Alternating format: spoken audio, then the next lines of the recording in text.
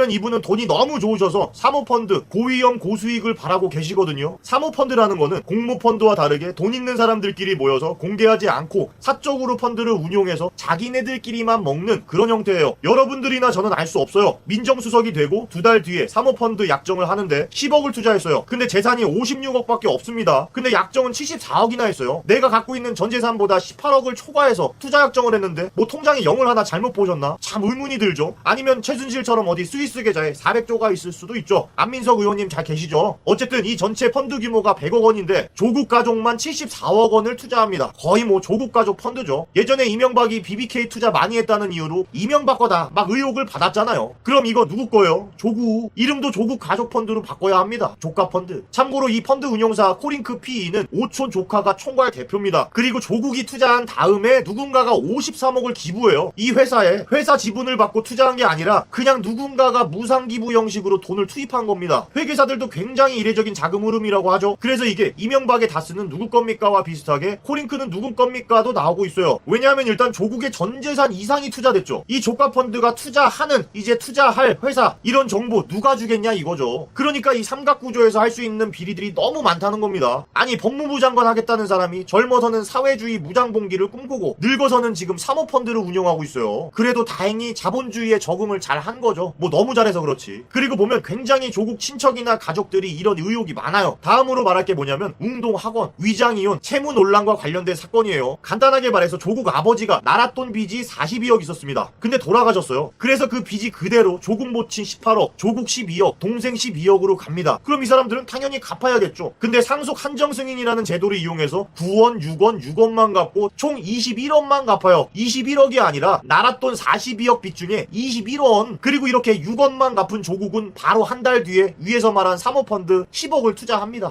굉장히 서민적인 사람이죠. 웅동학원은 뭐냐면 아주 쉽게 말해서 예를 들어 제 아버지 회사 그리고 제 와이프도 있다고 쳐요. 제 와이프가 우리 아버지 회사에게 10억짜리 소송을 걸어. 예를 들어 모욕을 했다, 뭐 성희롱을 했다 이런 걸로. 그럼 아버지 회사가 너무 어이없어서 대응을 해야 되는데 일부러 대응도 안 해요. 그렇게 막무가내로 소송을 막 걸어도 대응을 안 하니까 당연히 이 소송이 이기죠. 그렇게 무대응 패소로 현재 제 와이프가 아버지 회사에게 140억 원을 받을 수 있는 상황이에요. 그럼 그렇게 해서 아버지 회사가 다 팔고 140억 원을 주면 상속세도 없이 그냥 재판으로 그대로 주는 거야. 너무 신박한 상속 방법 아닙니까? 이게 웅동학원입니다. 조국 동생 부인이 조국 아버지 웅동학원에 과거 공사비 명목으로 계속 소송을 걸고 해서 지금 140억 원을 받을 수 있다는 겁니다. 대단하죠. 또 여기서 위장이혼은 뭐냐면 위에 아까 조국 가족이 42억 빚이 있다고 했죠. 근데 동생 부인이 140억까지 지금 계속 소송 재테크하면서 돈을 불리고 있는데 만약 이 상태에서 돈을 받으면 그 42억 갚아야 되잖아. 조국 동생과 부부니까. 그러니까 서류상 이혼을 해서 겉으로 보기에는 남이 계속 소송을 걸고 있는 걸로 해야 되는 거예요. 그래야 걸리는 게 없지. 돈 받아도 안 갚아도 되고. 그러니까 당연히 위장이혼이란 말이 나오죠. 그리고 최근까지 동생 부부의 카톡에는 부부가 나란히 나오고 있었고 그리고 주민들도 보름 전까지 같이 사는 것 봤다라고 하죠. 게다가 이혼하고 10년이 지났는데 지금 조국 동생, 이혼했다는 그 부인, 조국 어머니가 같은 빌라에 주민등록이 되어 있어요. 그리고 이혼 4년 뒤에도 함께 제빵사업, 동생은 대표, 전처는 최대 주주. 당연히 의심이 들죠. 뭐 이게 말이 되는 거냐고. 여기서 조국이 알고 있었냐는 겁니다. 그리고 그 이혼한 조국 동생 부인의 빌라에 조국 엄마가 살고 그 돈은 조국 부인이 빌려주고 또 2017년에는 조국 부인 아파트를 그 이혼한 동생 부인이 사고 뭐 굉장히 경제적으로 많이 얽혀 있어요. 10년 전에 이혼한 사람들이. 이런 와중에 조국이 하나도 몰랐을 수가 있냐 이거죠. 말이 안 되는 겁니다. 그리고 또 딸이 학교에서 2번이나 낙제를 해서 유급을 당했는데 6학기 연속으로 장학금을 받습니다. 뭐 혹시 주변에 이런 사람이 있어요? 보통 퇴학 아닌가? 평균도 못 따라가는데 6학기를 연속으로 장학금을 받아. 상식적이지가 않죠. 게다가 조 씨를 제외한 6명이 모두 단 한 차례만 장학금을 받았고 여러 명이 장학금을 나눠 가졌다. 4명이 150만원, 2명이 100만원씩 수령했지만 조 씨는 200만원씩 나홀로 장학금을 6학기 연속으로 받았다. 제 학생이 오늘 처음 알게 된 사실이어서 좀 충격이긴 했습니다. 원래 성적이 우수하거나 가계가 곤란한 학생한테 주는 장학금으로 알고 있었는데 관계자는 2016년부터 조국 딸에게 줄 때에는 아예 장학금이 들어올 때부터 그 학생 이름으로 지정해서 들어왔습니다. 그러니까 조국 딸 지정 장학금이었죠.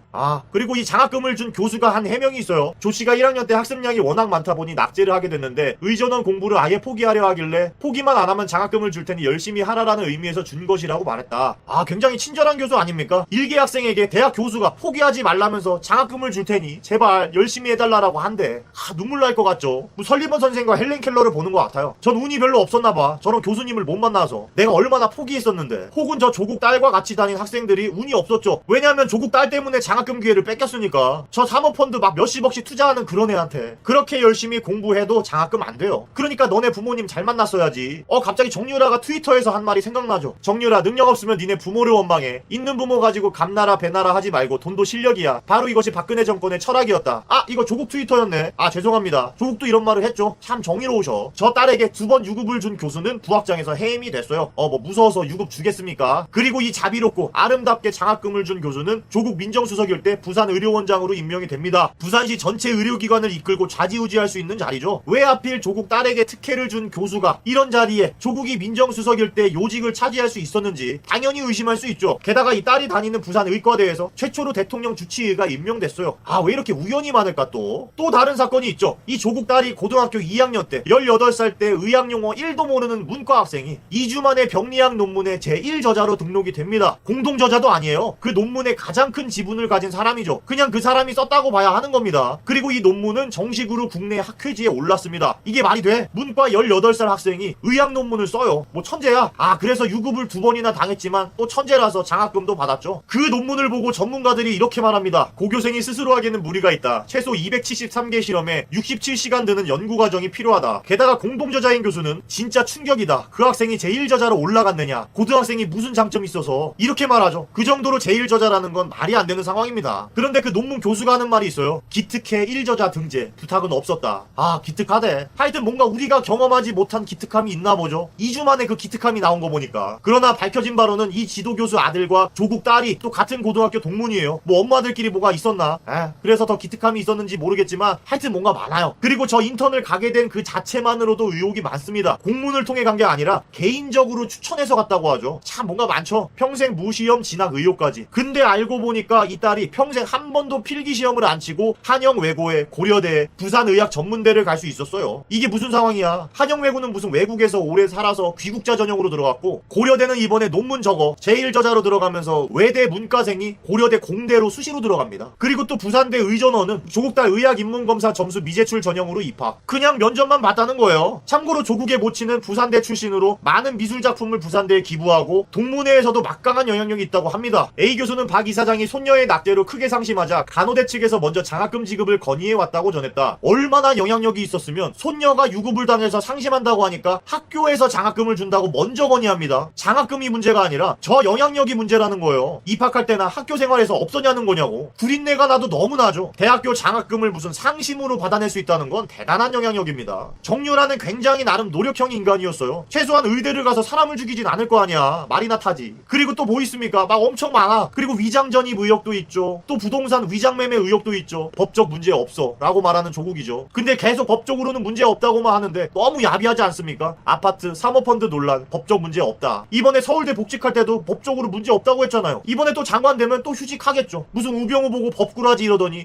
법적인 문제가 없으면 사실 괜찮은 거긴 하죠. 근데 제가 말하고 싶은 건 뭐냐면 본인이 했던 짓거리가 뭐였어요? 계속 자기 SNS에 무수하게 도덕적 잣대를 들이밀면서 비판하지 않았습니까? 너무 위선적이고 내로남불이라는 거죠. 그리고 산호맹에서 사회주의와 노동자 중심 딱 북한 사회를 꿈꿨던 과거를 부끄럽지도 않은 사람이 본인은 또 사모펀드 투자해서 고수익을 바라고 가족들은 나랏돈 꽁치고 세금 안 내서 상속받고 딸은 뭐 여러 이해 안 되는 정황이 많고 여러 의혹을 봐도 법적인 문제만 없으면 괜찮다고 하고 이 장관이란 사람의 자격, 그 마인드, 그 위선적인 행태 자체를 비판하고 싶은 겁니다. 맨날 이래봤자 조국 외모, 이제는 무슨 조국 딸 미모까지 나오죠. 별걸 다 물타기 하고 있어. 그래서 오늘의 한 줄평, 그 대단한 정의로운 척 죄다 하더니 보세요, 이게 민낯입니다.